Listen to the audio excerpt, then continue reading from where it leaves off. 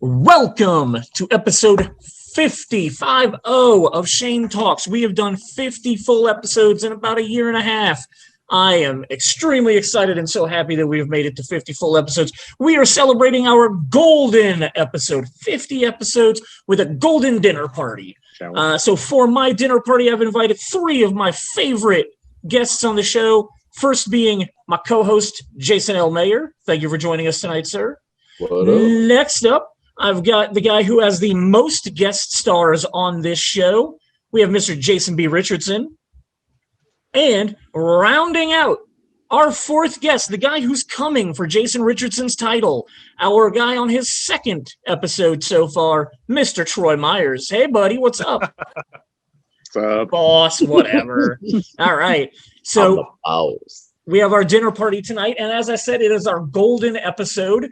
So we're 50 years old.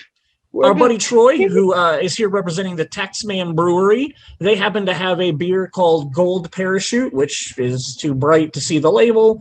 But so their beer is called Golden Parachute. It's a sour. They took their regular Gold Standard, which is one of their flagship beers. They brewed it with Brettanomyces yeast to make it a sour beer. This beer was released in 2008, so it's had some good aging to it.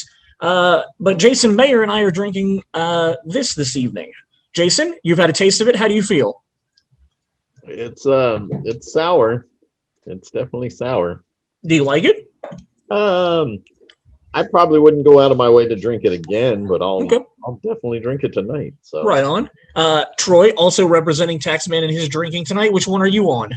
I am drinking the cherry citrus spinoff. Ooh, delicious. It is also a sour, but it's a kettle sour, which means it's not aged in barrels. Right. I tend to like them better because they taste more like Jolly Ranchers and less like beer. And they go down smooth and get you drunk. Yes, they do. And that is a very delicious variant. Nothing better than an apple Jolly Rancher. I'm going to get white girl wasted tonight. Watch. Mr. Richardson, what brand of water do we have this evening? Nestle Pure Life from Walmart. Oh, very nice. Did you pick that only up? Less than $4 for like 36. Compare that to one small bottle of water at a certain facility. Mm-hmm. So my question is, did you pick that up on your way past the $5 bin at Walmart? It's on the opposite side. So okay. I get the water first, then I check out the $5 bin. Nice. For our dinner party that we are having this evening, which I am sorry that I did not cater for you guys. I apologize for that. I should have. But our dinner party, the four of us are going to talk about dinner parties that were suggested by the community. I put up a poll on our just a question on our Facebook page asking if you could invite three fictional characters to a dinner party, who would you want to have dinner with? Like, for a myriad of reasons. Are you actually serious and you want to hang out with these three characters? Or did you put three ridiculous characters together to watch the insanity that ensued from that? So we had about 10 to 12 people come up with their suggestions. We'll go through them and we'll discuss if that's a dinner party we're interested in or we just don't understand the dinner party at all. And since Jason Richardson was the first person to answer the poll, we're going to start with his answers first. So why don't you read them to us? Oh, this was kind of difficult to come up with three because there's so many characters, and so I just kind of went off the top of my head, and so the very first one I chose was Joel Goodson from Risky Business, Tom Cruise's character, because I just recently rewatched that movie and it still holds up very well. Kit DeLuca, random pick, because I was thinking of Pretty Woman, and what character stood out was her best friend, or Julia Roberts' best friend, Kit DeLuca, the prostitute. And I'm a huge fan of Edward Norton, and I just remember his performance in Primal Fear is probably one of the better performances I've ever seen from an acting standpoint that just kind of blew me away, and he kind of came out of nowhere. So Aaron Stampler from Primal Fear. So those were my three that I just randomly picked. I see somebody getting murdered at this dinner party. If Aaron Stampler is going to be there, somebody's getting fucking murdered. Yeah. Like, that's kind of odd to me to invite a serial killer to your dinner party. Hey, you know what? You said pick a character, and that's just one where I kind of would want to. These are three characters that I like the characters so much that I would want to just kind of see what they're up to in 2021. Okay. And this might not be the ideal dinner get together with you have a bunch of friends and you kind of segregate your friends. Mm-hmm. Well, these are probably friends I would not normally put together, but they're three different characters that I like that I'd say, let's kind of see what the chemistry is at the dinner table. So, but all three of these characters, I would love to know what they are up to today and be interested to know what you guys may think that what their characters are up to today. Aaron Stampler's probably up to like a 15-person body count by now. Let's ask the real question. Like, what's the signature cocktail at this dinner party? Like, is this like a Tom Collins with like an orange twist, or like what are you working with these three people? Well, obviously Joel Goodson's like making all the drinks for everybody. Like he comes in and he like takes over the bar area. Is that Tom Cruise from Cocktail? No, it's Tom from Cruise from Risky Business. Yeah. Oh, so he's going to have trouble finding pants. Yeah. Yeah, Joel my bad. I got that confused. Goodson would drink. He would drink probably like an old fashioned, maybe. Oh, there you go. Kit DeLuca would probably. Oh, she's like straight vodka. Like she's like trash water. Yes. I can see her right now saying "abso-fucking-lutely." And then Aaron Stampler. Aaron would probably not drink. He would probably just have water. Probably have some wine all over. Some holy water. So, but I don't know, Jason. What do you think of those characters? Any of those stand out to you? I think it's a very eclectic group to put together. I think I agree with Shane and Troy that I don't know if Kit's going to make it through that whole dinner, man. Although Tom Cruise could get on his nerves even more. So I could definitely see that. No, Tom Cruise may be the one to kind of reason with Aaron, and say, Aaron, sometimes, you just got to say, what the fuck? Make your move. And then Aaron will kill everybody. I was going to say, this dinner party, I literally see turning into like a Saw event. Like, like it's not going to go well for everybody. He's going to be like slitting like people's Achilles and whatnot so they can't run away. But this coming from the horror guy, are we surprised at this at all? That's true. I'm surprised he didn't just put Mike Myers in it just to be like, you know what, I just want to see death. So. But I would say, though, of the three, if I just invited one of the three over, for a more intimate kind of just one-on-one, I would definitely have to go with Joel Goodson. I want to know what Joel's up to today. Okay. And then if he's become very successful and is he running a business, and is he still with Rebecca De Mornay, the prostitute? He's probably in some kind of period scheme cult thing that's going on, probably. That would be my guess. He's probably up to like 5'5", maybe 5'6" at this point. As long as he wears those really thick-soled shoes. Yeah, like maybe in platforms, like, yeah. But I picture him still living in the Chicago, maybe more downtown Chicago now, moved out from the burbs. And so I've invited him down to Indy for the weekend. And yeah, so anyways, but those are my three. So there's are you going to take those old records off the shelf? He can do that dance all he wants. So, all right, great picks. Good chatting with him. I had a lot of fun with that. Mr. Myers, you have not shared these with anybody yet. We haven't seen them online. You're not in the Facebook group, so your three are the first time we're going to hear them right now. So lay it on us. All right. Well, like I actually took this seriously. Okay, that's good to hear. More seriously than I should have, and so like I was not clear on what kind of dinner party we were after. Like, is this a dinner party? Like, and what I mean by that is like, what role do I play in the dinner party? Because like, I'm the most important person. You're the host. You're hosting it. You're inviting three people. Yeah, over. but see, that's the thing. Like, do you want a dinner party where you are like a passive like listener type, where you're like, I want the most interesting people at my dinner party, so I can sit back and just like whatever listen you to want. some yarns. Yeah, whatever you want, man. However involved you want to be.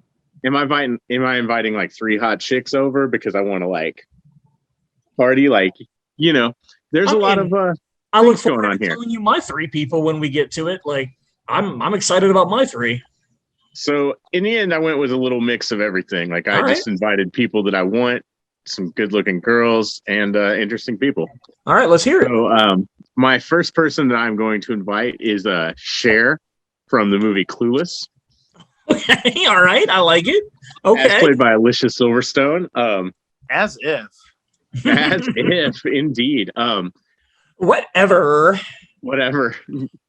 Full on Monet. Mm-hmm.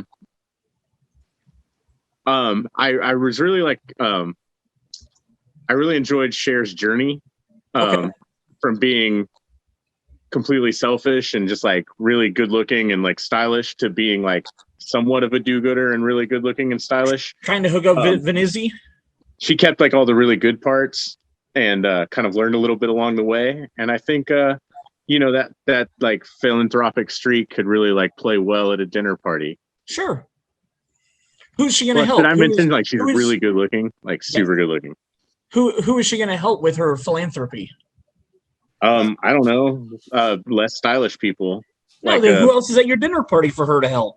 Well, she doesn't really have to help anybody at my dinner party because my dinner party is full of like self-made people. I see. My second guess is the mayor of a small town in Louisiana, Clary Belcher, Olympia's Dukakis from Steel Magnolias. Oh, okay. Possibly one of the great. Expecting that. Not expecting Steel Magnolias to be referenced. Steel Magnolias is probably like the best movie of the 80s. Definitely the best ensemble of the 80s. Okay. I could have invited any number of the ladies. It was really hard to not invite Dolly Parton from the same movie. But the reason we went with Olympia Dukakis, one of the greatest lines in the history of cinema. If you don't have anything nice to say, come sit next to me. And that is exactly the type of person I want at my dinner party because I guarantee you we will be talking some shit. I like it. Look like 2 pigs fighting under a blanket. Yes. Yep. Exactly.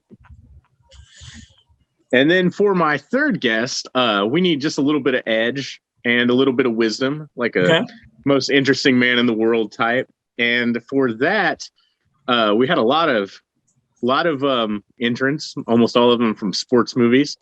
But we ended up going with Bodhi from Point Break, as portrayed by the late great Patrick Swayze.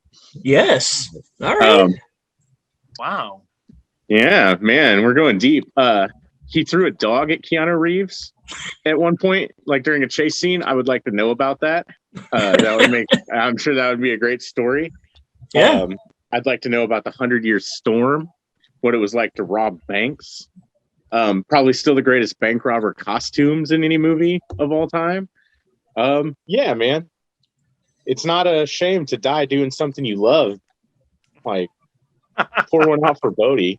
No, that's pretty dope, man. So when Olympia Dukakis sits next to you, which one of those 2 is she talking shit about at your dinner party? I'll give you one guess. She's talking shit about Cher? Okay. She's probably talking shit about me, but that's all right. I'll take it. Because she'll flirt and want Patrick Swayze. I can definitely see that. And see, I'm hoping that's where it goes.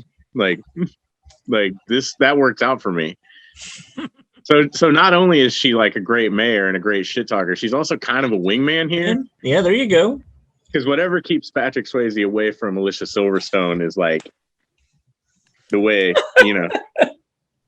It's like I am deeply impressed that you mentioned Steel Magnolias because I brought that up before on this podcast, that movie, when we were talking about referencing lines from movies. And that you are right. That is one of the best 80s movies. It's a fantastic movie. Oh my God. I love that movie. Yeah, I quote it. I think about it a lot. I think about Tom Skerritt and what it means to be a man in a room full of women. Yeah. And how sometimes you just need to sit there and sip your coffee and shut the fuck up. Mm-hmm. Yeah. And it's Yeah, one of the better movies of the 80s. Definitely. Mayor, you got any commentary on those three?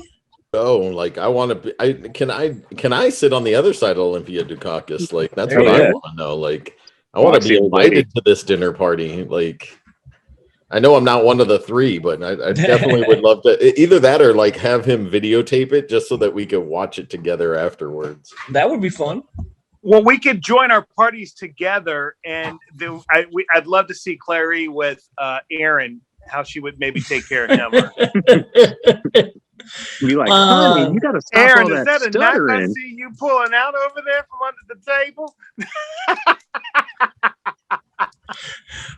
I'm just seeing Jason Richardson wanting his dinner party to have the highest body count, and so he just wants to keep adding more guests to it.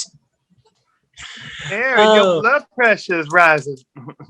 That's a very fun and interesting list, Matt. I like all your reasoning behind all three of them. I think that'd be a lot of fun to hang. I like all three of those characters, so I think it'd be fun to hang out with them. Oh, you just hated all three of mine, didn't you? I mean, I didn't hate them necessarily, but I just wouldn't invite a serial killer to my dinner party because I just know how that turns out. Yeah, I've seen a lot of horror movies. What is that? That's the thing. Who knows? You're probably going to invite the dude from Scream. Ooh, close, but no. Oh no, he invited Matthew literally in Scooby Doo. It's Shaggy to come to the party. Here's the thing: like doing this, like pointed out that I watched a little bit of part 2 the other night. It's on HBO Max, and boy, that's bad. Of Scooby Doo? Yes, yeah, terrible. Troy, what were you saying? Doing this list pointed out to me that I like a lot of dark movies. Oh, and okay. that are filled with characters that like you don't really want to hang out with. I didn't want to invite anybody from some of my favorite movies. I'm like, dude, I don't want to hang out with you. Okay, like I can believe that. Person. Like, who are you hanging out with from Fight Club? Nobody. Brad Pitt, Tyler Durden, 100% Tyler Durden. Because we'd have so much fun. We talk hella shit, we drink a bunch of beers, and we get in fights. You would become the Jared Leto character. I believe that. I have been at that blonde phase before. All right, let us move on to my buddy Snow. His real life name is Brandon Simpson. His, I feel, is a pretty generic list of people. Probably just characters that he likes, but I feel like we got a lot of Jules and Vincent from Pulp Fiction in the movie Pulp Fiction, so we literally watched them talk at a diner, and then throwing in Bill the Butcher from Gangs of New York. Other than comparing body counts, I don't really know how interesting this dinner could be. Anybody think they'd want those three for a dinner party? I mean, I'd take Samuel L. Jackson. 100%. I'd take a different Samuel L. Jackson. You want to talk about being killed? Right? Yeah. I mean, they would probably be competing with each other. Before you get killed, he's going to be like, motherfucker! Yeah. There are a lot of killers. You know he would be. But I feel like these three killers will probably just sit around and compare notes as opposed to actually wanting to murder the other people. Yes. You know, what's really weird is, like, I remember at the time, I really liked Gangs of New York, but and then you realize it was garbage. I have forgotten it. I've forgotten the characters. I've forgotten everything about that movie. So when I saw Bill the Butcher, I was just kind of like, what was that character? Who was he like? What I don't, there's nothing memorable about him. No, it's a pretty, I've been very vocal about, I do not like Gangs of New York. I don't think it's a good movie. I don't think it's interesting. I know a lot of people love it to death, but this and Gladiator are the two that I get the most shit for because I hate both of those films. I don't think Gangs of New York is a good movie in any way. Are you not entertained? I am not entertained. I think Gladiator is one of the worst pieces of crap that's ever been put on film. Oh, man. No, wait a sec. It is actually. No, it is absolutely pointless and ridiculous. I absolutely hate that film. No, there is no redeeming Marcus Aurelius in that movie whatsoever. Or Maximus Julius, or whatever the fuck his name is. No. He is a terrible character with no redemption arc that I care about. Okay, sorry, 10 seconds. Jason, better. Gladiator, yes or no? Gladiator was a nice surprise that wasn't expected in 2000. Like, I didn't expect it.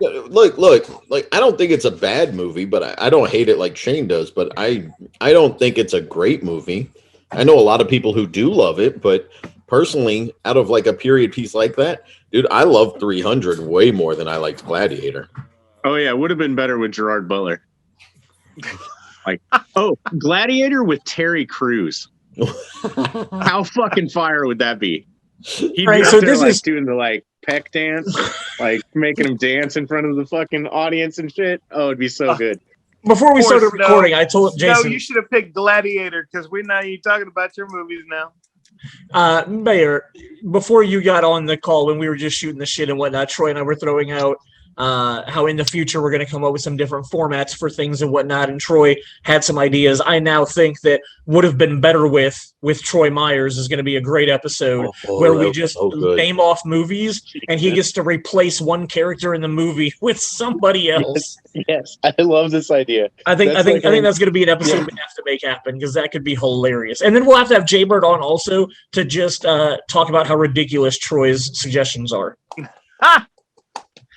All right. So would you guys want to have dinner with Jules and Vincent? I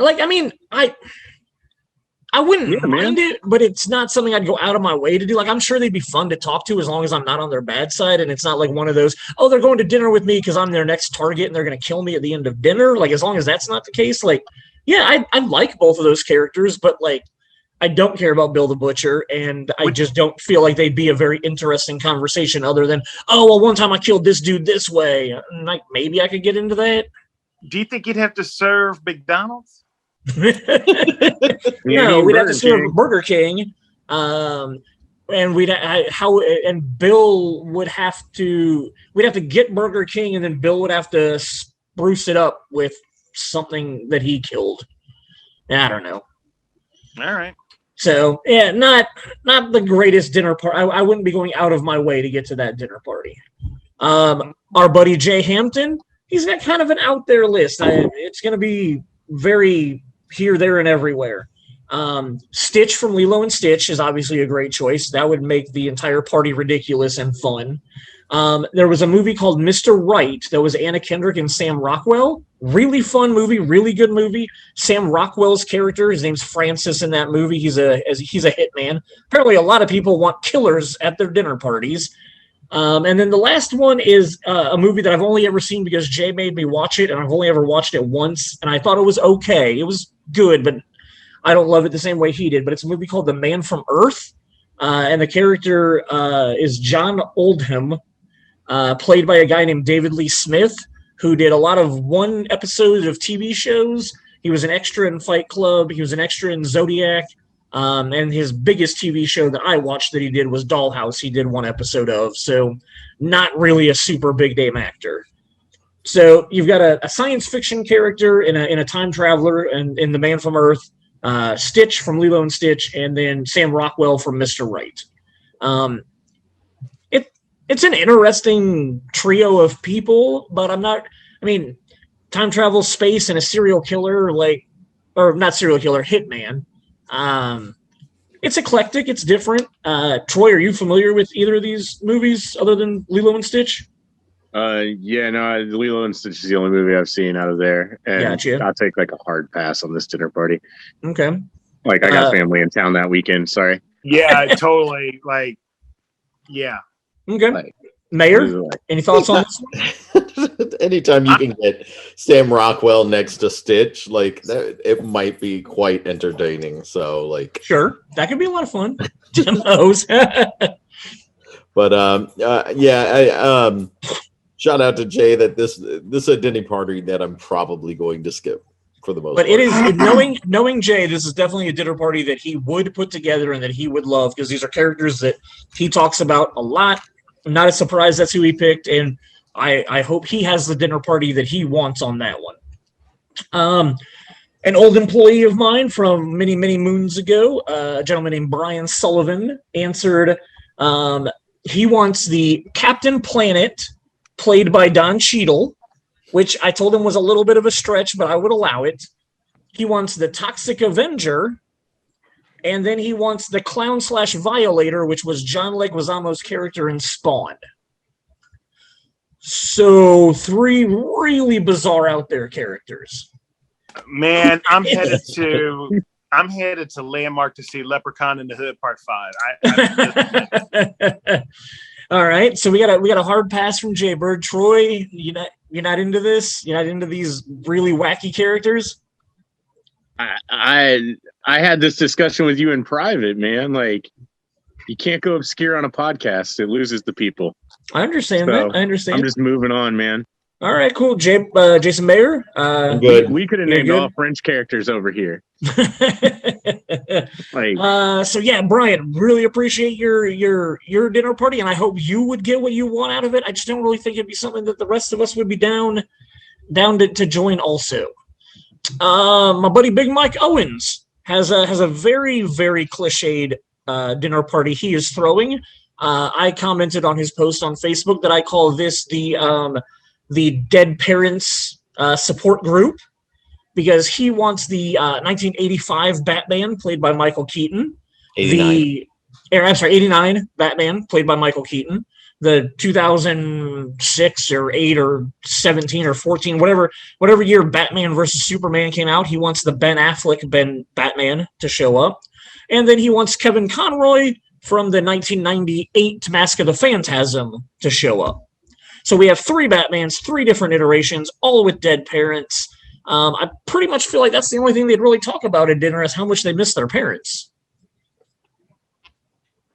Jason? This is anything with Michael Keaton, I'm down for a dinner party with. And I love Ben Affleck. The other guy, maybe he could go fix the toilet or something. I'm not sure who that is. But yeah, that would be interesting. Michael Keaton alone, I think would be great to just kind of sit down and have a conversation with. So, okay, Mayor, what were you saying? This is almost boring though, because it's going to be the same.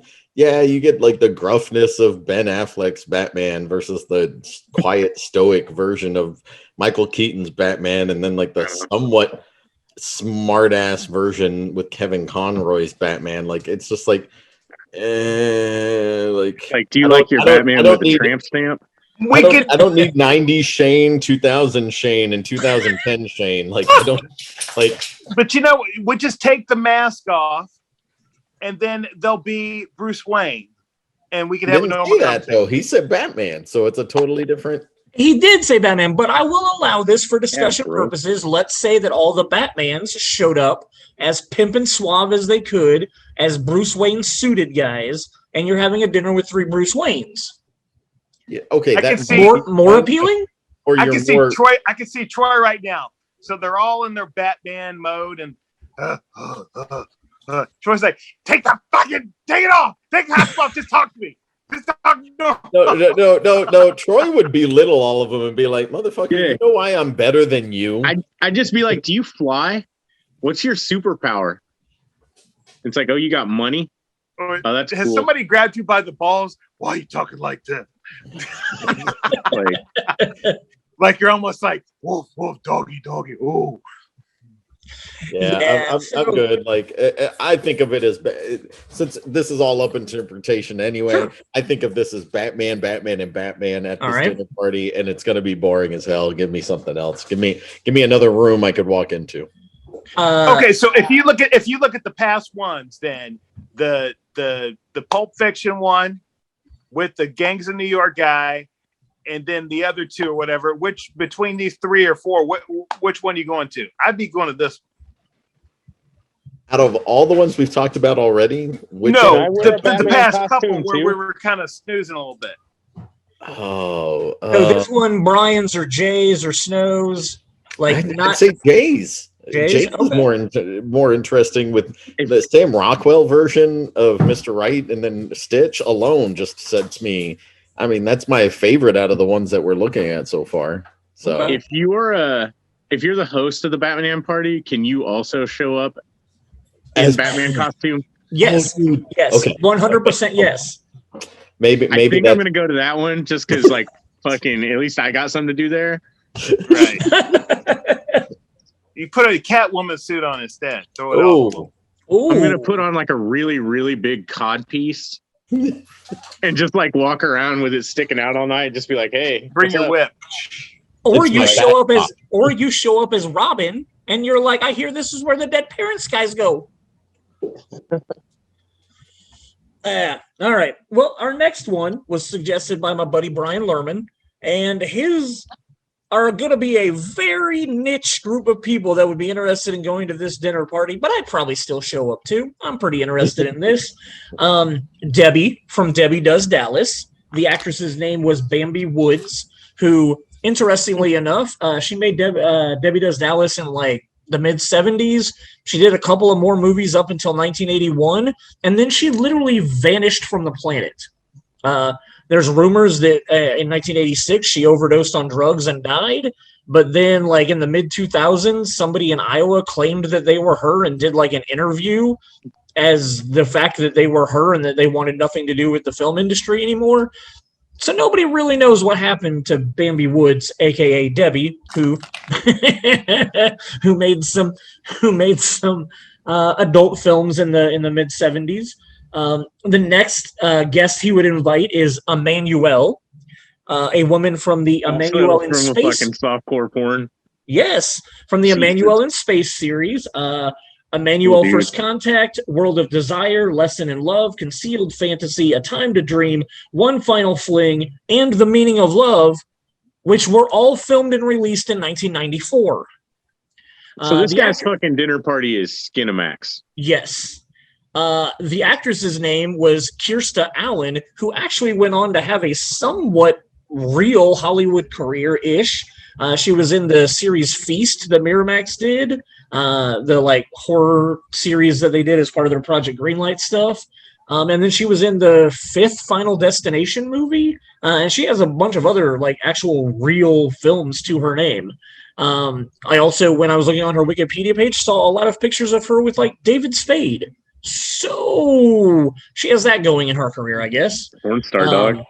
Third guest at this party, sticking with, as Troy said, the Skinamax, is Who's Nailin' Palin, the Sarah Palin actress whose name is Lisa Ann, who I looked into a little bit. She also seems to have a very small, mild Hollywood career, not anything big really that I recognized from her resume, but obviously some Skinamax stuff and non-Skinamax stuff that she got paid for. So a somewhat working actress in Hollywood.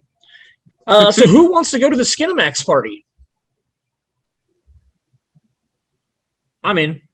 You crack me up, Shade. Why? No. I mean, it's truth. Do we have to bring protection? Probably. I feel like their contracts would probably demand that. They're probably not showing up to a dinner party without a contract, because like I'm pretty sure in their industry, like a dinner party probably means something else for them. So it's probably a contracted dinner party, and yeah, there's probably going to be some protection involved. I would show up to this party, but this would be definitely one where I would keep my space and just sit back and watch. I wouldn't even say anything. I would just let that party play out. Troy, you're looking like you're thinking really hard. What's going on? I'm not thinking at all. I'm just like, okay, cool, man. Would you show up? Porn party. Would you show up? No. Of course you would. No? Oh. You're literally wearing the shirt that every dude in one of those shows ever showed up in just a plain black shirt. Yeah, I'm hung like those dudes too, but I have fucking class. Oh my god! Come on, man. Oh wow. Jason Mayer, are you showing up to this party? Do I have other plans? Like, am I canceling something? Like, if I'm bored, if I got nothing else to do, sure, why not? Let's go. Okay, cool. So that's a fun one. All right. Mark Stratton, somebody that most of us all know. He has a more logical, reasonable, down to earth group of guys at his dinner party. Jimmy Stewart from Mr. Smith Goes to Washington. He's got Jefferson Smith. He has Admiral James T. Kirk, the great William Shatner. And I know he means William Shatner because he specifically says from Wrath of Khan, so it's not Chris Pine. And then Ricky Roma, Al Pacino from Glengarry Glen Ross. I would go to this party. Those are 3 people that I like and would be interested in talking to. This would be a very adult, actual dinner party, like not there to have fun, but to actually have real conversations type dinner party, in my opinion. Yeah. What are you laughing at me for? No, nothing. There's this thing I read one time. It was like the Alec Baldwin speech from Glengarry Glen Ross, but it was called Glengarry Bob Ross. And it was just talking about like how happy little trees are for fucking closers and like all this great shit. And so every time I hear the words Glengarry Glen Ross, like that's hilarious. I automatically think of Glengarry Bob Ross. So nothing you said. Gotcha. Aside from that, would you go to this dinner party? Are these characters that you'd care to spend time with?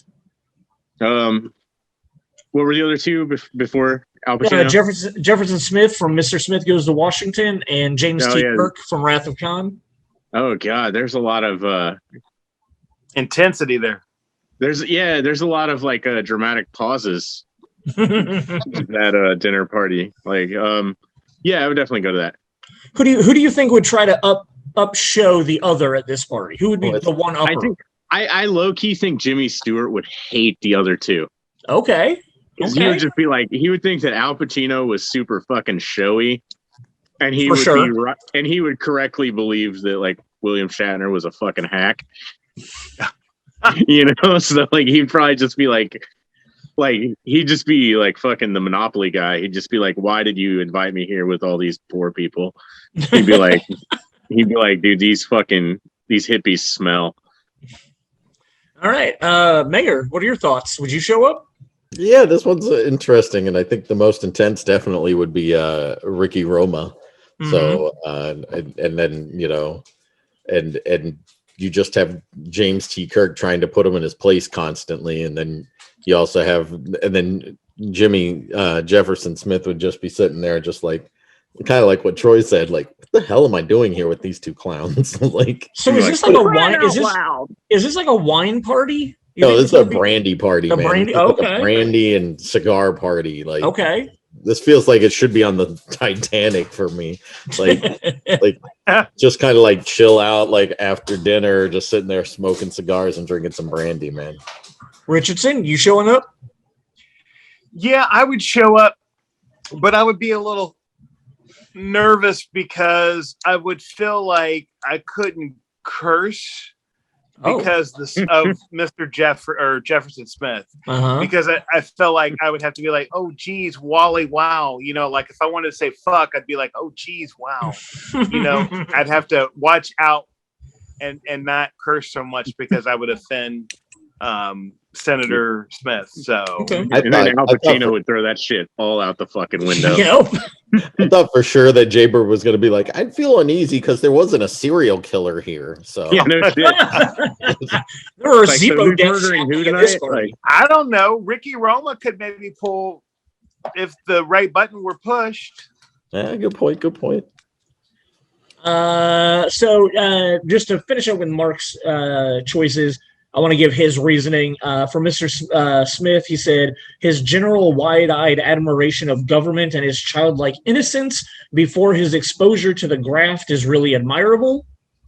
For William Shatner, he put his explanations on I don't like to lose and I don't believe in a no-win scenario are a big part of my life. And then he claims that Ricky Roma is one of Al Pacino's best, so how could he not include that in the dinner party? So shout out to Mark. That was a very well thought out answer with three very good choices that all of us would have shown up to. I like the next one. Well, as I would show up to this one as well. Our buddy Jay Odell, he threw out the young bearded Obi-Wan Kenobi. So we're looking like episode 2, episode 3 Obi-Wan Kenobi or Clone Wars Obi-Wan.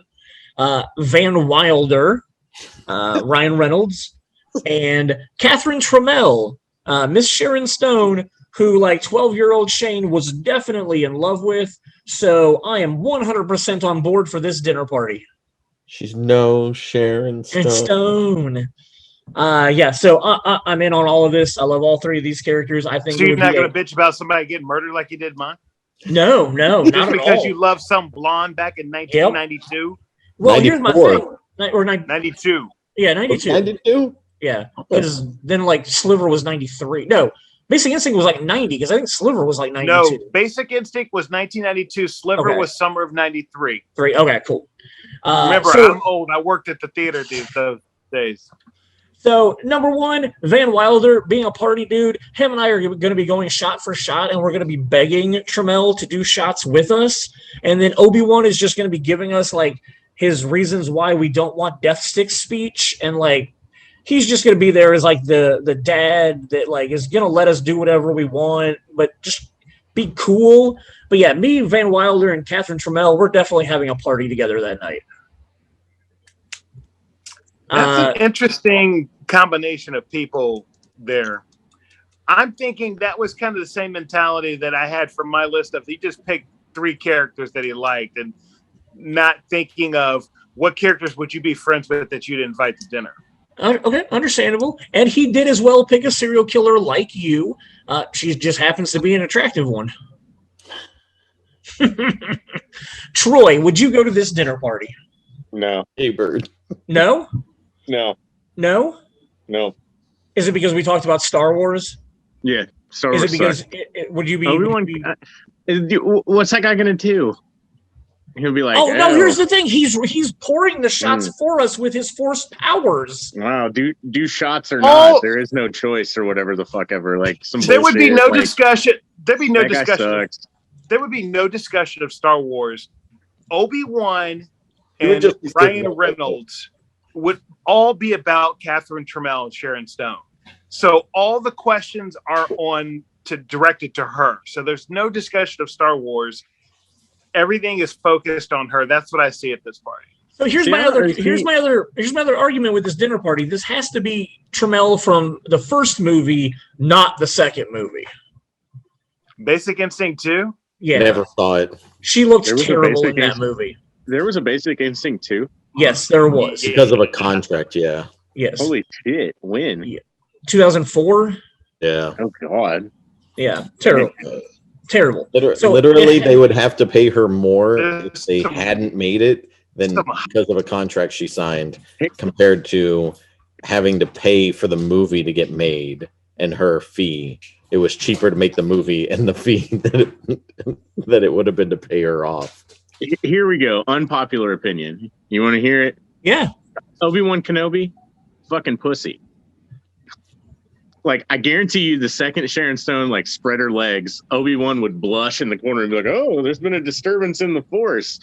And then Van Wilder would spend the rest of the time, like, just making fun of him. He'd be like, dude, who invited the school superintendent here? Like, what the hell? Troy Myers has been removed from the podcast.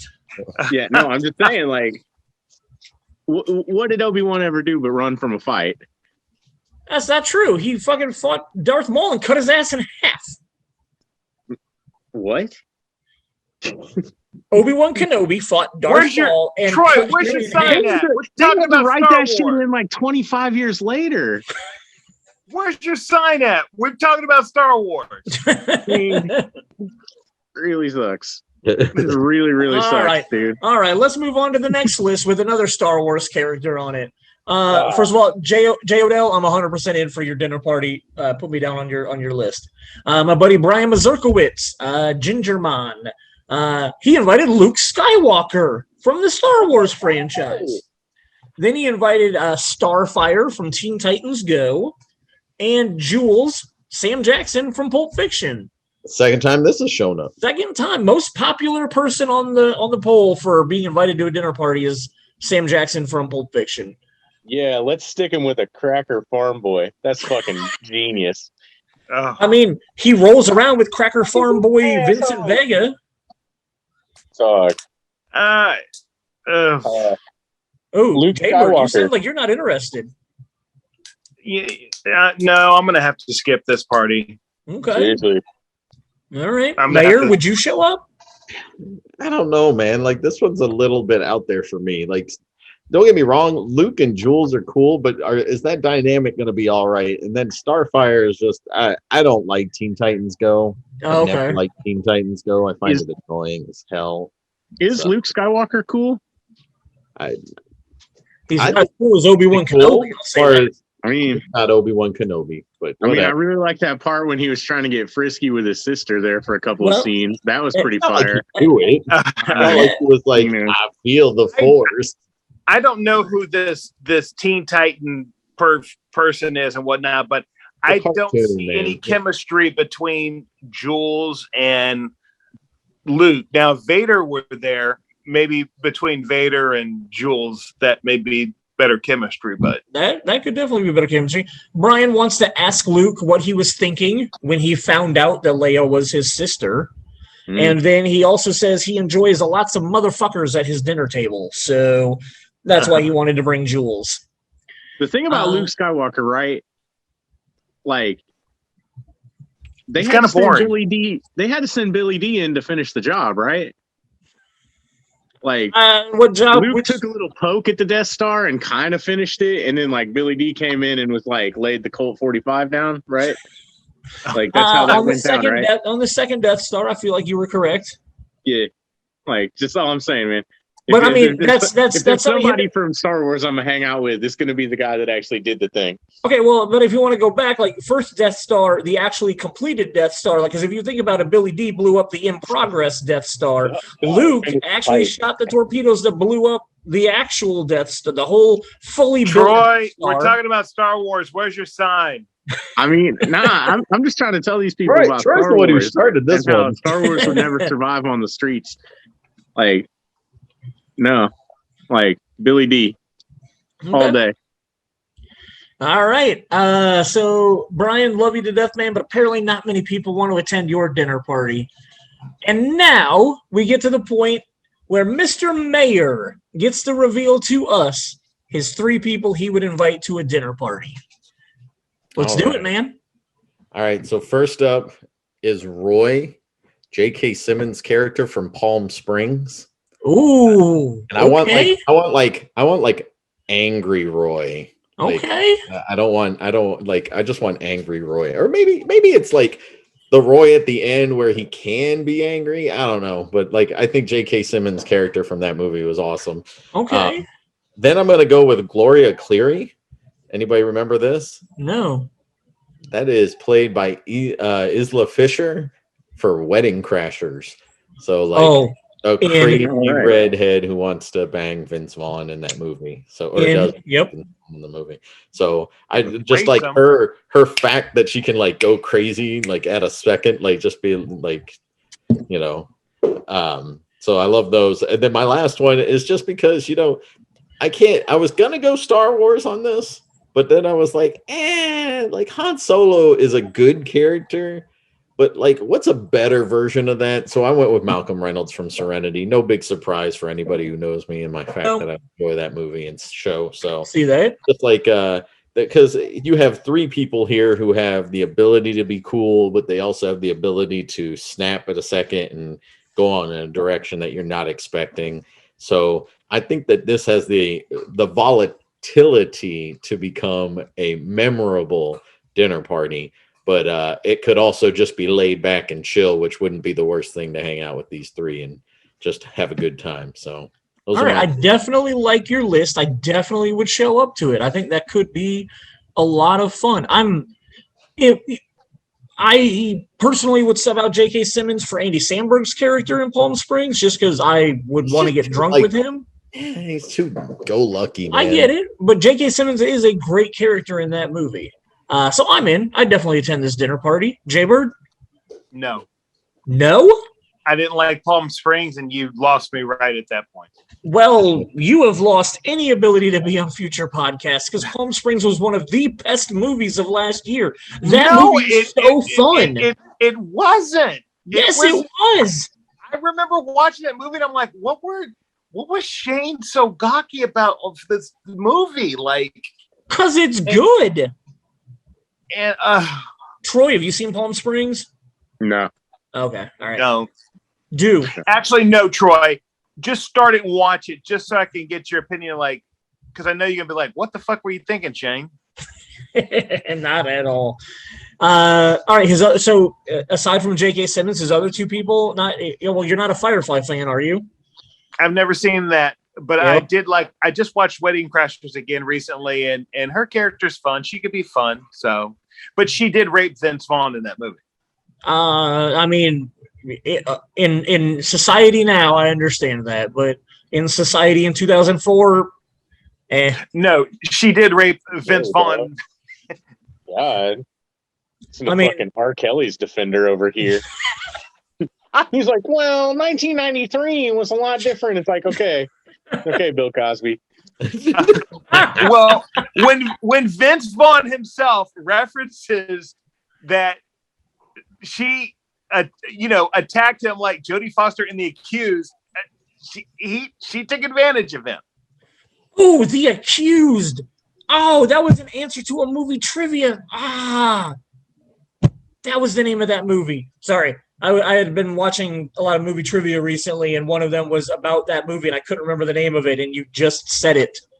The Accused. Cool. Troy, do you have any interest in going to Jason's dinner party? I'll go anywhere Isla Fisher goes. Yeah. I feel you on even that. Even if it's just saving her from like dime store Han Solo. Like, fucking, have to get on there. Is that a jab at Nathan Fillion? I actually like Nathan Fillion, man. I really liked him in the what was it, like the fucking like Dr. Colossus or whatever. Dr. Horrible musical. Yeah, what? Dr. Horrible. Yeah. I like him a lot in that. I thought he was good. My penis. The hammer is my penis. Yes. Cool. All right. Well, Jason, I would show up to your dinner party and I would have a great time at it. I think it would be a lot of fun. All right. So, ready for my list now? The list that I've been alluding to all night. The list that's going to make me win tonight's competition.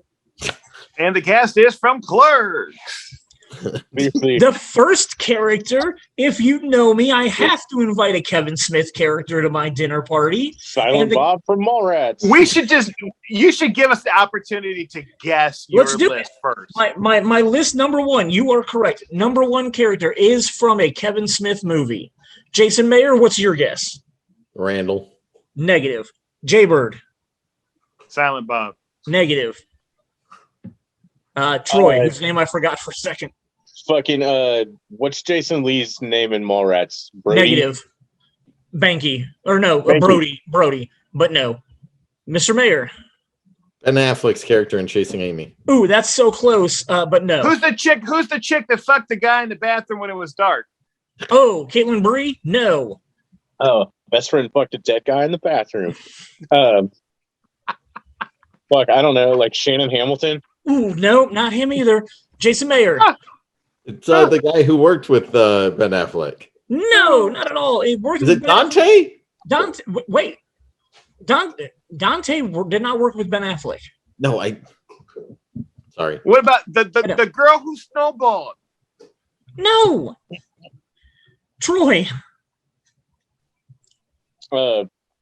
Would you like some making fuck Berserker? Bruce Willis from the Copland movie? Jason Mayer. It's Joey Lauren Adams from Chasing Amy. Alyssa Jones from Chasing Amy is the first person I would invite to my dinner party because I'm in love with Alyssa Jones and I enjoy her outlook on life and sexuality and just finding somebody that makes you happy. So I think she would be a lot of fun to talk to. Finger cuffs. Like fucking finger cuffs. Yes. All right. I will give the category for my second person and we can start guessing. This is probably going to go quite a while. I had to invite somebody from my all-time favorite writer and director, Cameron Crowe. I had to invite one of his characters. Let's start with Jason Richardson. The Kate Hudson, Almost Famous. Penny Lane, you are 100% correct, sir. Penny Lane is my second character that I would invite for the same reason, because I would enjoy just talking to her about life. I don't understand Troy's face. Penny Lane is beautiful and vapid, character. like pointless. Basically there to overdose. And then I would say this would be obvious, but it's probably not going to be obvious. But the last person who I would invite is a character from the Scream franchise. Tatum. It's Tatum O'Neal, 100% Tatum O'Neal. Even though I love Neve Campbell and I love her character, Tatum would be the female character from the Scream franchise that I would enjoy having a dinner party with. So that's my three. Alyssa Jones from Chasing Amy, Penny Lane from Almost Famous, and Tatum O'Neal from Scream. And we are going to drink whatever white girls want to get wasted on that night. I will drink anything they want to drink. I don't care what it is. If they want to get white girl wasted, I'm getting white girl wasted with them. This sounds like a single Shane party before you got married, Shane. Like this, you got all girls there, man. What is your wife gonna think? Whoa. I didn't understand I had to quantify the fact that I was married for this dinner party. This is my fantasy dinner party. This is pre-married single Shane party. So. 100%. Man, Shane doesn't even get play in his fantasy, dog. Like, come on. Like, he's safe. I would totally show up for this party. This would probably be my favorite party to attend of all of them. I appreciate that, man. That makes me very happy. Even because over you didn't have anybody from Palm Springs. I mean, Kristen Milotti from Palm Springs would be a lot of fun to drink and party with over and over and over again. Jason Mayer, could I get you to come to my party? Absolutely. Why not? Like, big titty bitches don't fall out of the sky, you know? So, I'm totally for it. Jason be all over Penny Lane. No. Jason would Tatum. Penny Lane. Tatum. She's got the ass, man. Like, forget I'll give you it. that. Kate Hudson got no ass. Who is that in Scream? Rose McGowan. Rose McGowan? Mm-hmm. Yeah. I don't understand how y'all thought she was so hot. She I'm not saying she's ugly, but like you thought she's like hot back then? Yes. She is in the entire first Scream film, she was the most beautiful of the three main women, and there are four main women in that movie if you include Drew Barrymore. She's got the hippie mentality. She's got the flower power vibe to her. Like, she just seems like she'd be a lot of fun to party with. And that's what I'm looking for in my dinner party is partying. Skakes. Yeah, exactly. So, I mean, when I wanted a dinner party, like, yeah, I could have invited Ben Affleck and talked to him about having sex with Alyssa Jones, or I could have just invited Alyssa Jones. So, well, she's going to leave you for another woman at the end of it, which could possibly be one of the other two women at this party. Tatum, I can see. Tatum, I see for Shane. Homie. Penny, I see for Jason. Jason's a little bit more soft-hearted, and Penny's more soft-hearted. Dude, she's not soft-hearted. She's a cutthroat. She's taking advantage of soft-hearted people. Yeah, she's definitely a cutthroat bitch. At least Tatum, you know what's coming straight up, man. Yeah. Like, okay. Well, Shane, your party is the party I would want to come to the most. I appreciate that. Troy, I haven't heard your opinion on my party yet. Other than God is dead, apparently. My party sucks? I mean, it's fine. I'd come to that before I'd come to the Batman party for sure. Like, but you know, well, that makes me feel good. So we'll get you liquored up beforehand, Troy. Oh, for sure. I can handle that. I'm good. He'd show up holding. It'd be totally different. Before we call an end to this episode, because it hasn't been a super long episode yet, let's just throw in some what you guys watched this week, because I know it's Jason Richardson's favorite segment of the show. So we talked about a movie before we started recording, and I can't wait to have this discussion. Both Troy and Jaybird have seen Space Jam 2, the piece of shit sequel that came out with Jabron Lames, where literally the first 30 minutes of the movie is how much dick of LeBron James can we suck, and the rest of the movie doesn't get any better. So that's my opinion. You guys watched it this week. How'd you feel about it? First off, like the original Space Jam with Michael Jordan, it was all about Michael Jordan. You know what I mean? Like, he was the star player at the time. Troy, you go ahead first. This is just another instance where LeBron just turns out to be a little bit better than MJ. No. I mean, the greatest of all time, the GOAT. We all know. Yes, is Michael Jordan. Sure. He's not a better actor. Answer me this. Let's look at something real quick. In the 80s, the debate was who's better, Jordan or Bird. In the 90s, the debate was who's better, Jordan or Magic. In the 2000s, the debate was who's better, Jordan or Kobe. In the 2010s, the debate was who's better, Jordan or LeBron. What's the one constant over 40 fucking years? Oh, that's right. Nobody is better than Michael Jordan. I know, man. None of those guys had a Scottie Pippen. That's for sure. Hey, I mean, dude, like, it's fine. Like, you know, whatever you need to tell yourself. But he just needs Carmelo and Russell Westbrook, and he's going to win it all. If he takes Russ and Melo to rings, I mean, GOAT status solidified. Like, LeBron forever, dog. Like, how many schools did Michael Jordan start? None. The LeBron James Academy of Hope or whatever the fuck it is, dog. Like, he's out here giving kids a future. But Michael Jordan's out here just betting money on a golf course, loser. That's what I would do if I was rich. And LeBron did get around too. Cleveland, Miami, LA. LeBron won a title to Cleveland. That's got to be worth like 12 rings. No. Cleveland. That's a trash ass twice, city. Right? No, just once. Just once. One time. Yeah. Okay. So anyway, I like Space Jam too. Surprisingly, trust me.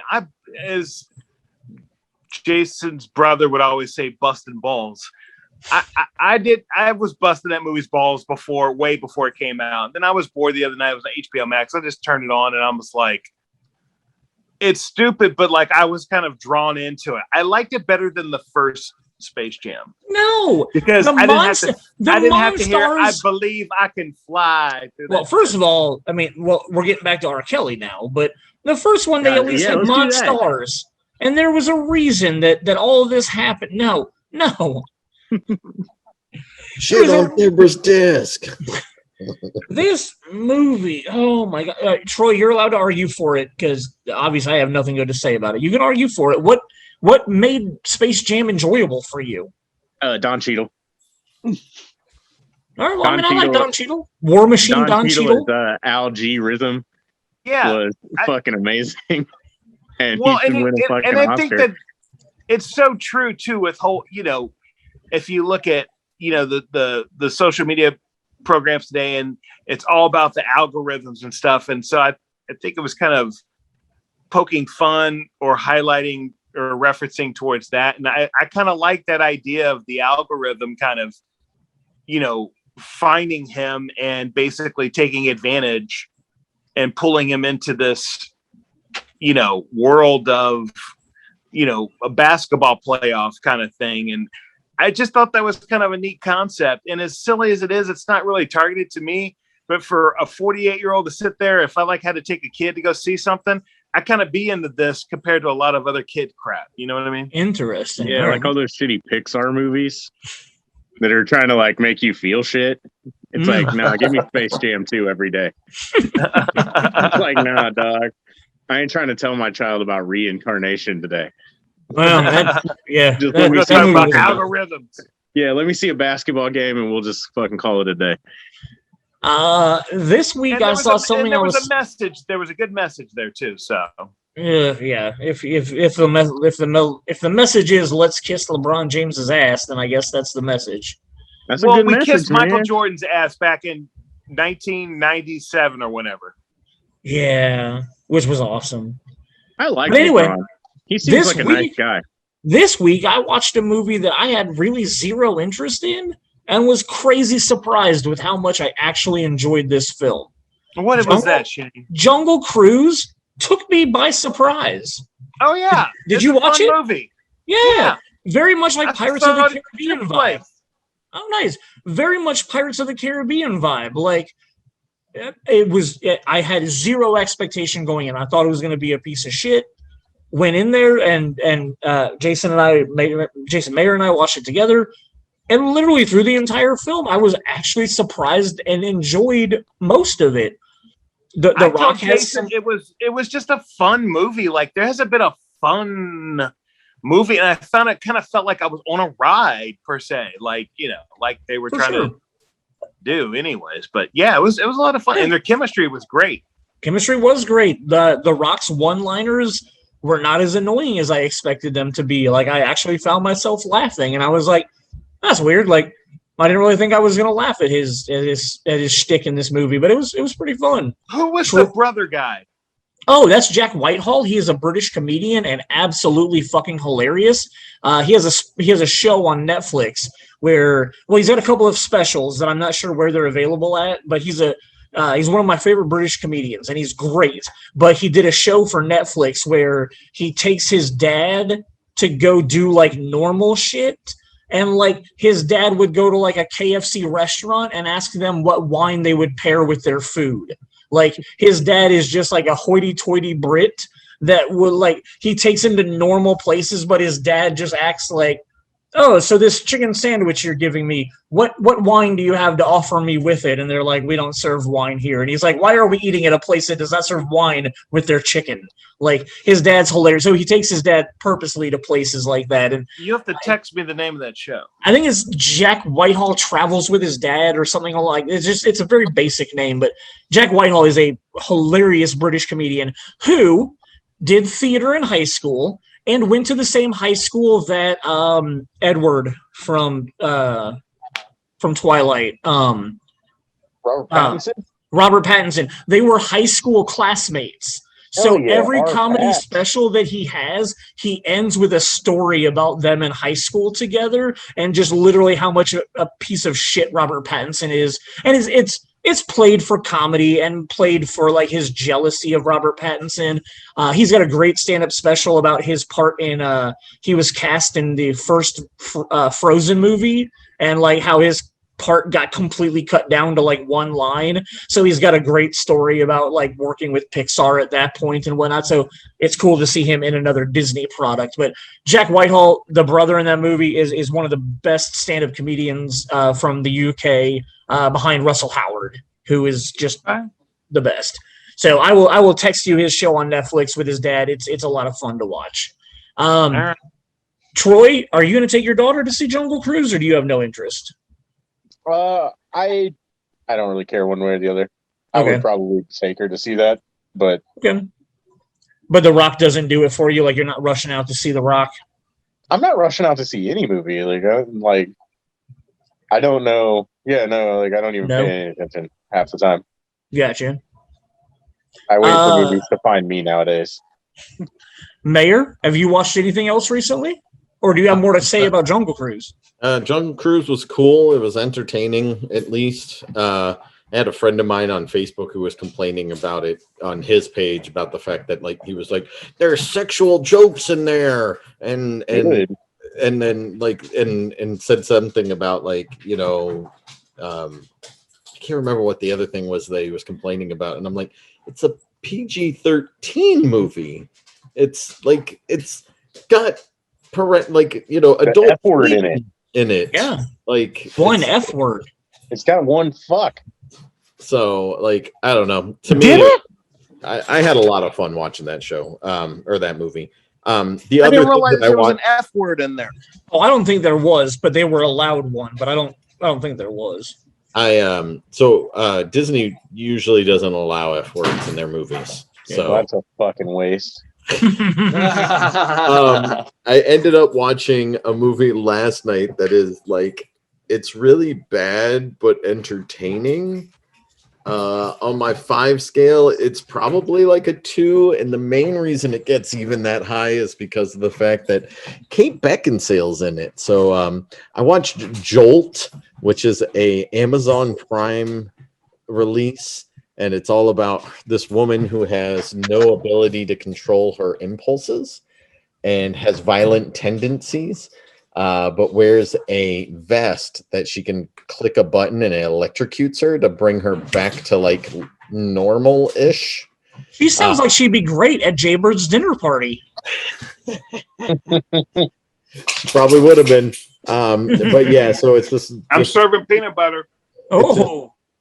It's just a really weird and quirky, comedy action movie. Okay.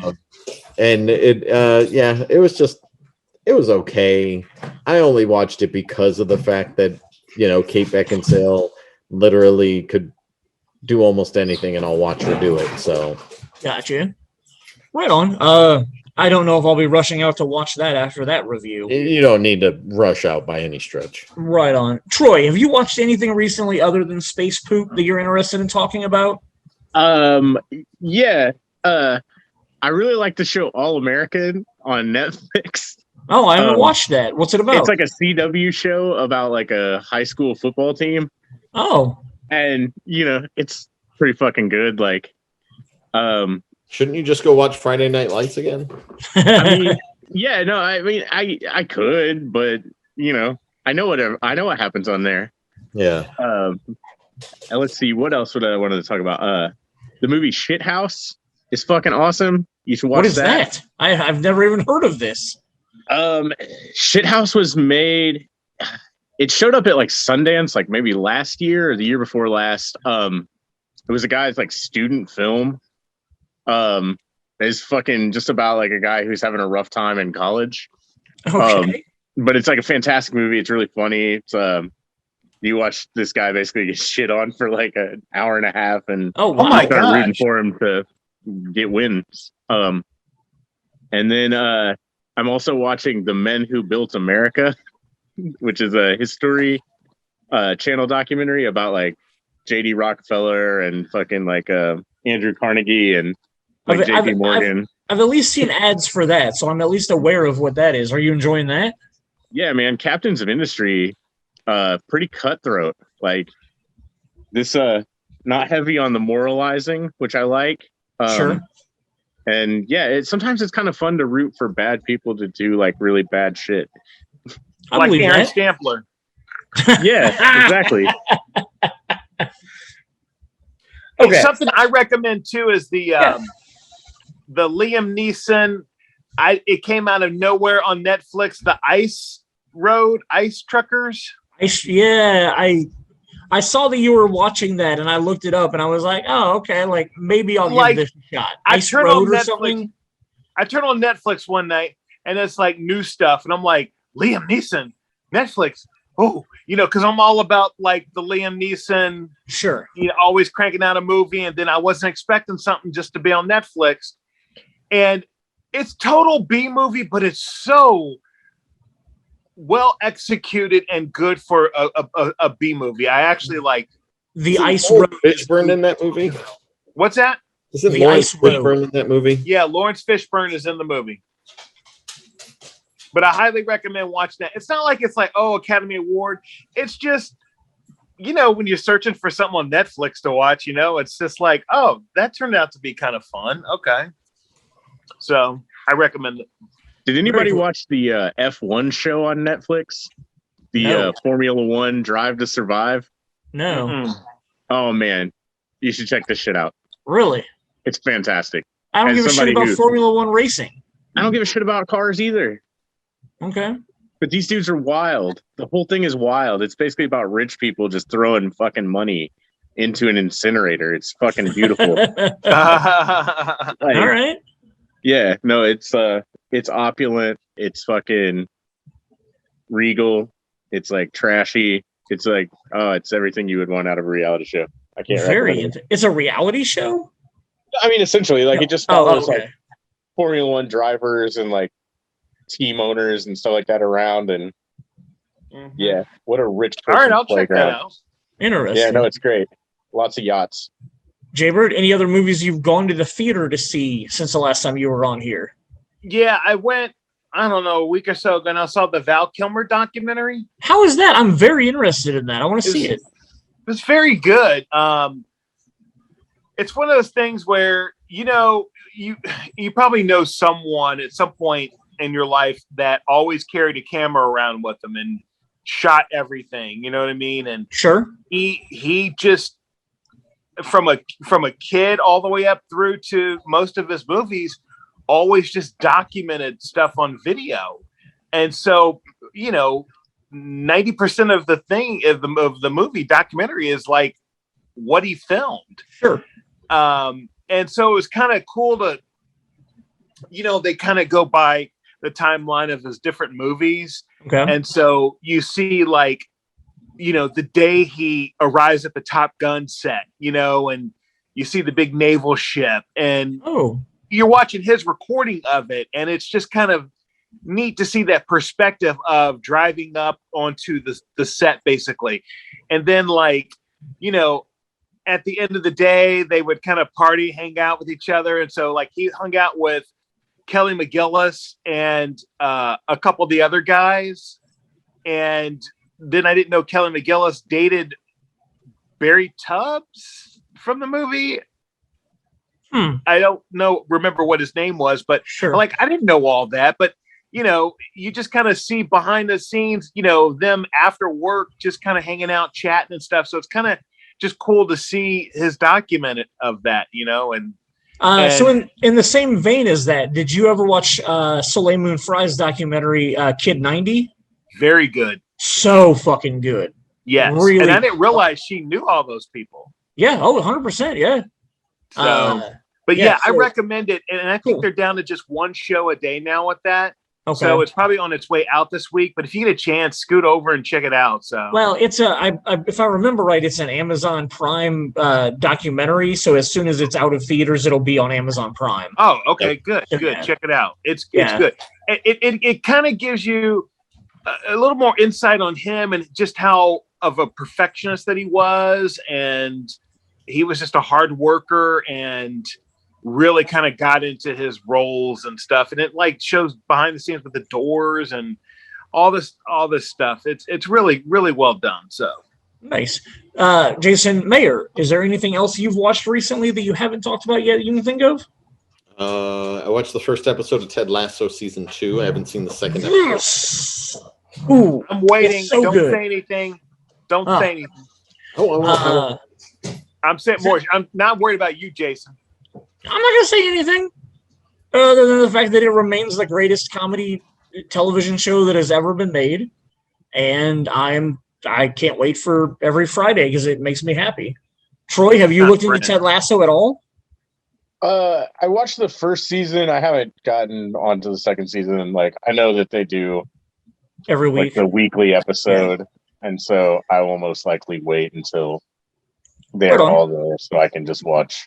But what are you feeling? I'm with you on that, Troy. That's exactly why, because that's how I watched the first season. So I'm sorry, man. Once you fucking introduce that into the world, you can't put that shit back in the box. I'm sorry, Disney. No, but here's shit. Well, first of all, it's Apple Plus, not Disney. No, I know, but I mean, Disney Plus does that. Disney Plus does it too, yeah. But here's my thing: like, I enjoy the ability to have the weekly cliffhanger that I can talk to somebody about for a week. Whereas, like, if Netflix drops Stranger Things season 4, I have to watch it all the first day, or somebody I know is going to want to talk to me about it and spoil shit for me. But if you drop one episode a week, I can watch 30 minutes a week and then talk to somebody and be like, oh my God, did you see what happened this week? Like, oh, we have 30 minutes of stuff to talk about. It's so fun. And then we're good for a week. That shit is too much of a tease because you're living your life for other people, Shane. I live my life a 30-minute every week at a time. Ted Lasso ain't about talking about it with other people. It's about what it does to you, man. Which it makes me the happiest person every Friday when I watch it. Well, imagine 10 straight hours of happiness. Well, Mayor, what are you trying to say, Mayor? Oh, no, I was just nothing. I was just kidding. Oh, okay. You leaned forward like you were ready to be in the conversation. Well, I watched a few months back. I watched what was it? Pretty Little Liars was on HBO. It's on HBO Max. Yep. And I just thought, okay, so I started. There's 7 seasons, and really 6.5. That's a big commitment. But seven seasons, and most of the seasons had like 20 plus episodes.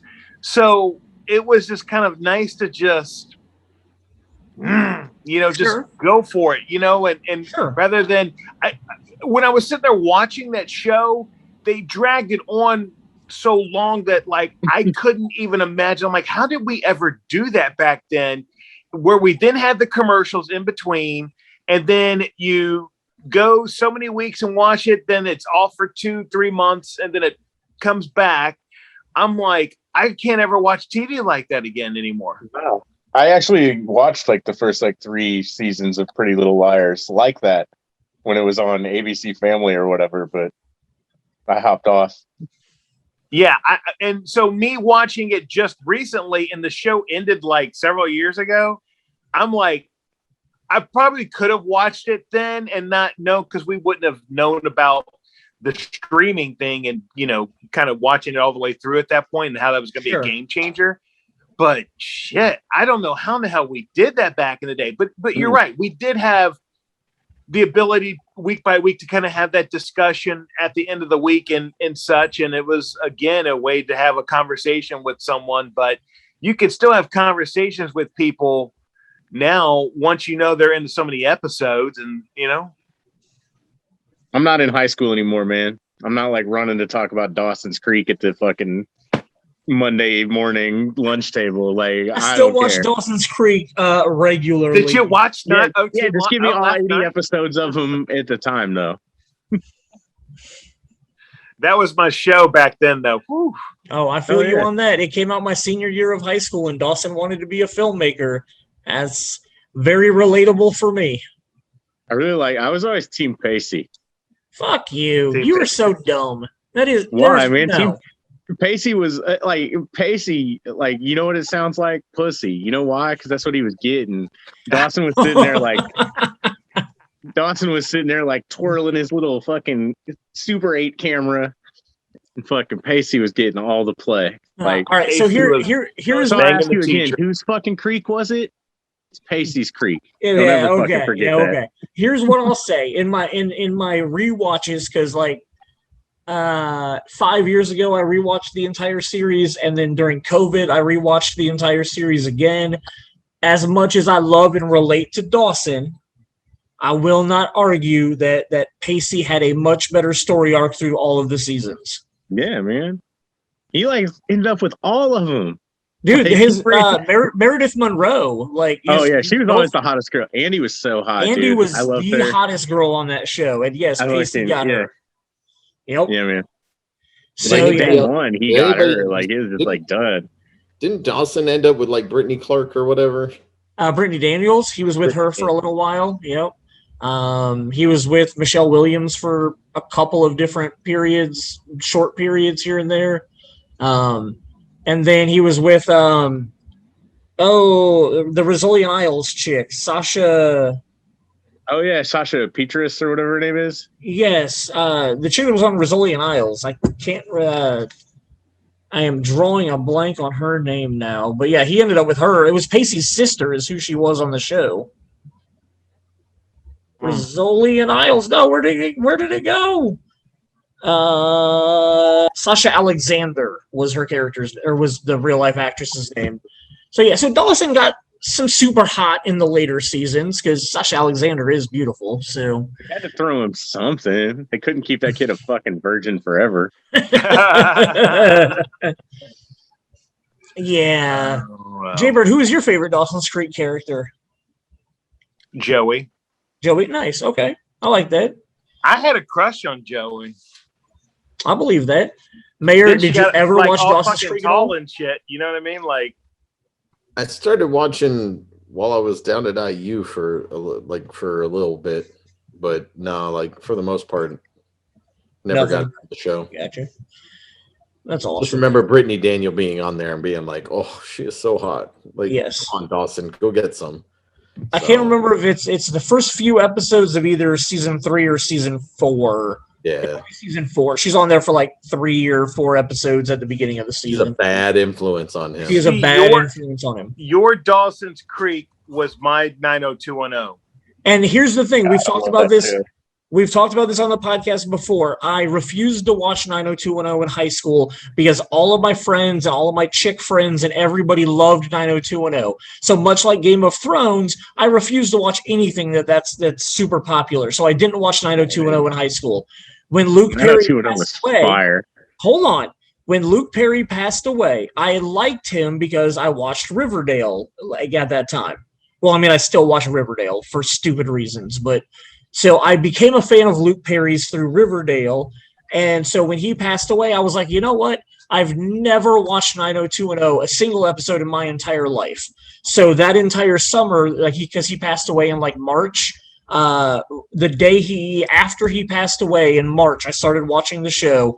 It took me 6 months because I finished the show on Thanksgiving Eve of the same year, which I thought was serendipitous since Thanksgiving was always the big holiday at the whatever house, Brandon and Shannon Doherty's house. Oh, what the fuck was their character's name? The Walshes. The Walshes always had a Thanksgiving party every year, so I thought it was cool that I finished watching all 10 seasons on the eve before Thanksgiving. But I absolutely fell in love with the show. Well, the first 5.5 seasons I fell in love with. The last 3.5 seasons definitely went fucking bizarre and did a lot of shit that I didn't so much care about. But as I'm watching the first few seasons, when Dylan is a main character on the show, I was like, why didn't I watch this in high school? I would have eaten this shit up in high school. Yeah, man. So, it was fucking awesome. It was. I regret not being a 90210er in high school. It was a blast. Off the top of my head, 5 best things about 90210. Do it. Jenny Garth. Oh, yes. So fucking hot. She's in my favorite Christmas movie of all time called Secret Santa. They gave Tiffany Amber Thiessen a second lease on life. That was very nice of them. That was, her character was terrible for a long time, but Valerie. Valerie was bad. But she was so good at it, though. Yeah, but she got better later on. Let's see. Number 3, The Right Kind of Love by Jeremy Jordan was such a fucking great song. Came from the 90210 soundtrack. Yep. Still is. The episode where Scott was twirling the gun and he shot himself. Yes. It's fucking awesome. Like, nothing makes me happier than seeing. Nothing makes me happier than seeing Brian Austin Green cry. What a fucking pussy David was. That is hilarious. But the one thing that sucks is I didn't get to see that episode because Hulu did not have it as for whatever reason. There's a rights issue with that episode. So it literally goes from we're best friends. Oh, everything's great to I'm so sad that he killed himself. And I'm like, man, what the fuck happened? And I had to read about that episode. That's a bummer, dog. You should have seen that in real time. That's what everybody. You want to talk about going into like school the next day and everybody's talking about a thing. That was it. Okay, I believe that. Saving forever for you. So what's the 5th one? That was the 5th one. The 5th one, Ian Ziering, low-key pussy hound, man. He had so many girls on that show. And I was like, this guy's fucking hair sucks. He was my least favorite character. I know. Because he sucked, right? But like he had some good moments on that show. Unbelievable. It's like the one thing that I just don't believe. Well, when you got money, you get some nunani. I guess that is true. He had a nice car. When you're like the 45-year-old guy in high school, I guess like all the girls with daddy issues just fucking flock to you. Exactly. Well, and I love the fact that the him and Kelly stuff was all before the show started. So, like, they tried to make you believe that was actually a couple that like, you would never actually believe seeing. Well, Kelly got around. Shit. She did. Kelly she ended up like, fucking a lot of the cast. Yeah. Jason, what was your high school TV show? We're going through 90210 and Dawson's Creek. What was... Which I can't argue with. Like, I was obviously like 9 to 13 when Saved by the Bell was on, so that made me believe that's what high school was going to be like. I found the box set at Walmart. Got it for like $15 or something. The whole thing. Sure. Whole shebang. I got that probably a few years ago, and I love it. It's awesome. It's a great show. Are you talking about 90210 or Saved by the Bell? Saved by the Bell. Yes, it is a absolutely amazing show, and one of the podcasts that I'm addicted to right now is called Zach to the Future, where Mark Paul Gosselaar and a guy named Dashiell Driscoll, who was a writer on the Saved by the Bell reboot, they go through every week and watch one episode of Saved by the Bell and discuss it, because Mark Paul Gosselaar apparently has no memory of actually filming the show. So every week they watch the show as if because he claims he's never seen it before, and they discuss making the show together. And they have guest stars on. Last week they had Leah Remini on because they did the last episode of the Beach House the 6-episode arc with Leia Remini at the beach house. So she was so much fun to listen to her and Mark talk about, filming stuff together. So that's one of my favorite podcasts of all time right now. It's called Zach to the Future with Mark Paul Gosselaar discussing Saved by the Bell episodes. What's that on? I get it on iTunes, or Apple Podcasts, but I think it's everywhere. Oh, okay. My favorite part of the host show is when someone would kiss and the audience goes, ooh.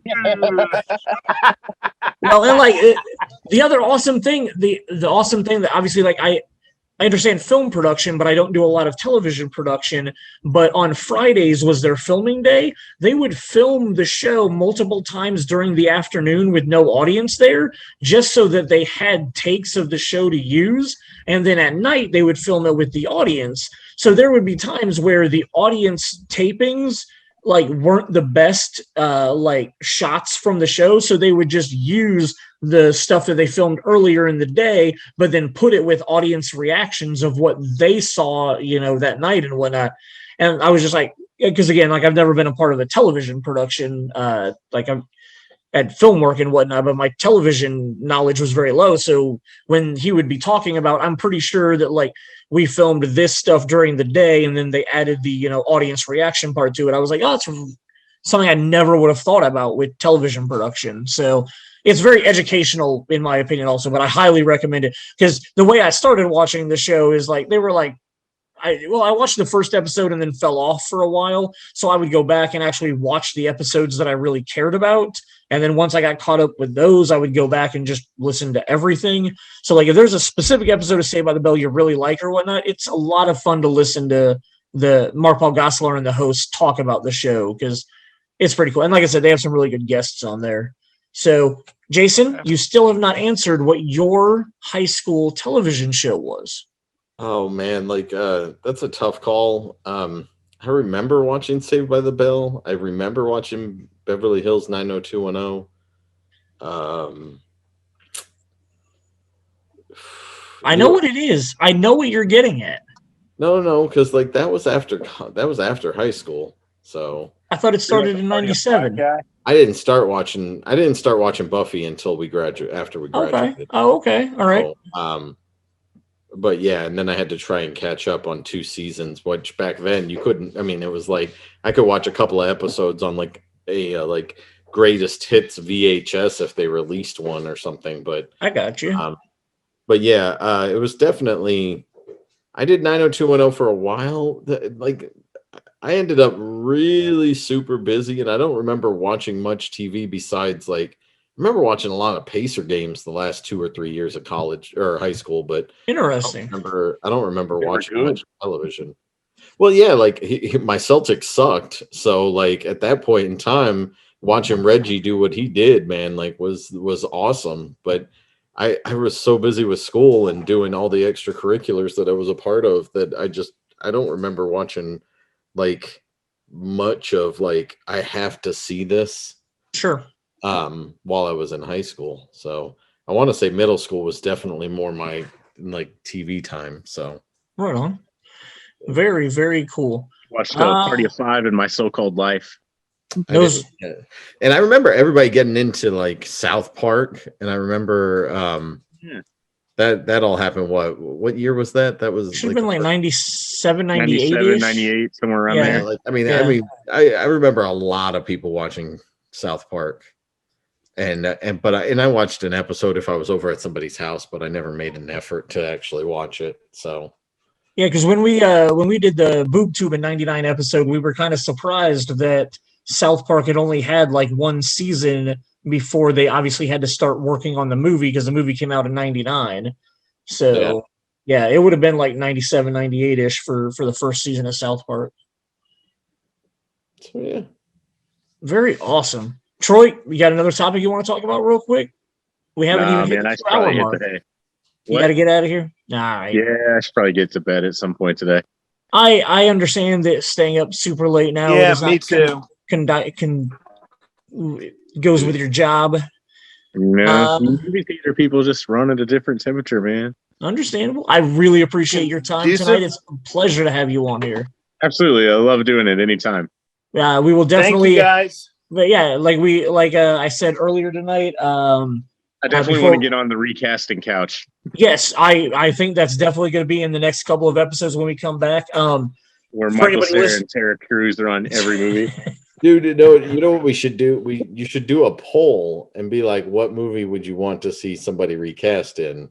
Oh, I love that idea. And then like we tell Troy what the movie is, and he gets to do whatever he wants, but we also give the answer from the person who suggested it. I like that a lot. Yeah, that's a good idea. So anybody listening right now, something we talked about before we started recording, Jason and I are actually going to take a summer break now. We hit 50 episodes, which is a huge milestone that I am super proud of and very happy that we've done. Like I said, it's been about 17 months since we started doing this. I feel like we've had a really good run. We've taken some weeks off here and there. We technically did 25 episodes in all of 2020. We've already done 25 episodes now in 2021, and we've still got a couple months to go. So Jason and I are going to take a summer break for ourselves. We're taking at least 3 weeks off. We'll plan to come back at the beginning of September. We're going to kind of look at some ideas to restructure some of the things that we've done. Our last couple of months of going through chronologies of people's film releases have been some of our lowest viewed stuff that we've had going on. So we're going to try to come up with some different ideas and concepts. And also those last few episodes that have been so low watched are ones that were Jason and I by ourselves. So we're going to try to get in the habit of definitely trying to have a guest on every week, a third person to throw, a mix into just Jason and I rambling for 2 hours together, whether that's Richardson. We have some ideas with Troy that we're going to try to bring him back more often. That's our plan once we come back in September. We've obviously already got 2 or 3 good ideas we've hatched with Troy so far. So we will definitely make them happen because they're going to be a lot of fun. We'll find some fun stuff for Jason Richardson to come back and be a part of. And we've always, got our other friends like Snow or Jay or Evan that haven't been on for a while to come back and help us. October will kind of be a horror themed month. We've talked to Jason Richardson to be on and talk about the Halloween franchise with us. We have a friend, Brandon Yoder, who's done our James Bond episodes. He's a big horror buff, so he'll probably be on a couple of those episodes, but we'll at least be able to bring in some more guests. So it's not just Jason and I rambling on forever, and try to make it a little more fun and appealing than the last few weeks have been. So that is our future. So like I said, Jason and I probably taking about 3 weeks off. We'll be back in September. I'll probably be back with Troy in the first episode. We'll do the recasting couch with Troy pretty early. Jason's thrown a couple of ideas at me that we're going to make happen. So should be a good time. We'll find a place to get Jason Richardson back on also. But everybody listening, thank you so much. Thank you for joining our 50th episode dinner party with 3 of my favorite people. Mayor, thank you. Richardson, thank you. Troy, it is always a pleasure to have you around. Thank you. All right. Have a good night, everybody.